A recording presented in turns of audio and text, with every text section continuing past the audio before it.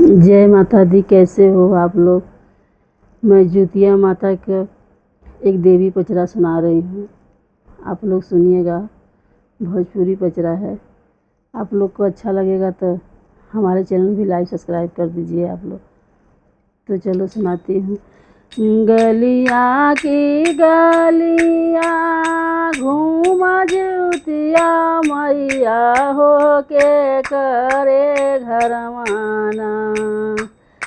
गलिया की गलिया घूम ज्योतिया मैया हो के करे घरवाना। दियना जलई सारी रतिया हो के करे घरवाना। दियना जल सारी रतिया हो के करे घरवाना। दियना त जल वही मालिया के घरमा जमाना मलियाना। गजरा गुथै सारी रतिया हो जमाना मलियाना। गलिया की गलिया घूम ज्योतिया मैया हो के करे घरवाना। दियना जलई सारी रतिया हो के करे घरवाना।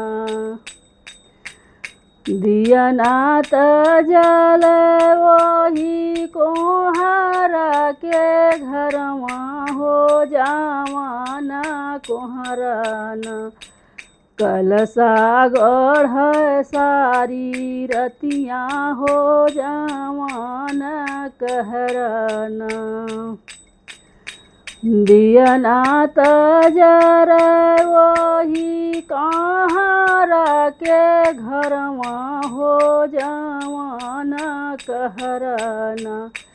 घड़ीला भर सारी रतिया हो जमानी कहराना।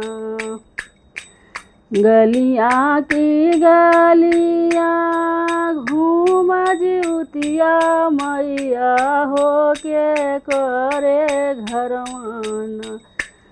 दियना जल सारी रतिया हो के करे घरवाना। दियना जल सारी रतिया हो के करे घरवाना।